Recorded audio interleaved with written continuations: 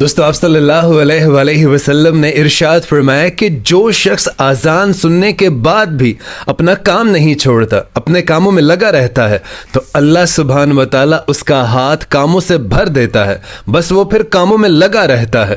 اور جو شخص اذان سننے کے بعد اپنا کام چھوڑ دیتا ہے، اللہ تعالیٰ اس کے کام میں اس کو غیبی مدد دیتے ہیں اور اس کے کام میں برکت عطا فرماتے ہیں۔ یہ تھی اذان کی فضیلت۔ اب نماز کی فضیلت سنو۔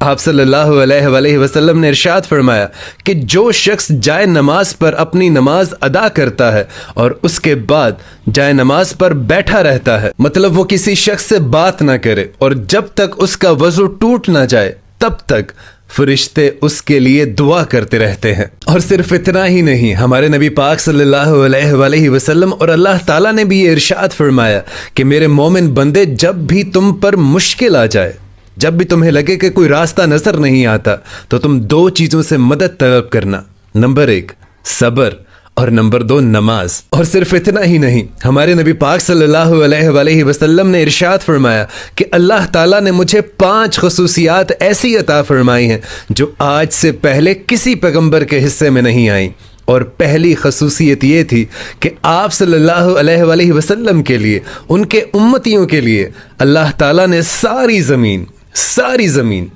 سجدہ گاہ بنا دی ہے، یعنی آپ صلی اللہ علیہ وآلہ وسلم کا امتی کہیں پر بھی سجدہ ادا کر سکتا ہے، جبکہ آپ سے پہلے کے جو امتی تھے، جو پیغمبر تھے، نماز مسجدوں میں ادا ہوا کرتی تھی۔ اور دوسری خصوصیت کہ آپ جو مال غنیمت جنگ کے دوران ہوتا تھا وہ حلال قرار دے دیا گیا تھا۔ اور تیسری خصوصیت، آپ صلی اللہ علیہ وآلہ وسلم نے ارشاد فرمایا کہ اللہ تعالیٰ نے میرا رعب میرے دشمن پر 1 مہینے کی مسافت سے ڈال دیا ہوا ہے۔ اور پھر چوتھی خصوصیت، آپ صلی اللہ علیہ وآلہ وسلم نے ارشاد فرمایا کہ مجھے تمام دنیا کے لیے آخری پیغمبر بنا کر بھیجا گیا ہے، مجھے رحمت العالمین بنا کر بھیجا گیا ہے، جبکہ میرے سے پہلے جتنے بھی پیغمبر تھے انہیں کسی ایک قوم پر، ایک علاقے پر، ایک ملک پر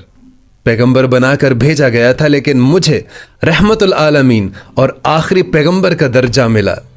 اور پھر 5ویں خصوصیت یہ کہ آپ نے ارشاد فرمایا کہ اللہ تعالیٰ نے مجھے ایک خصوصی اذن عطا فرمایا ہے، اور وہ اذن شفاعت کا ہے جو کسی پیغمبر کے حصے میں نہیں آیا۔ تو بتانے کا مقصد یہ ہے کہ نماز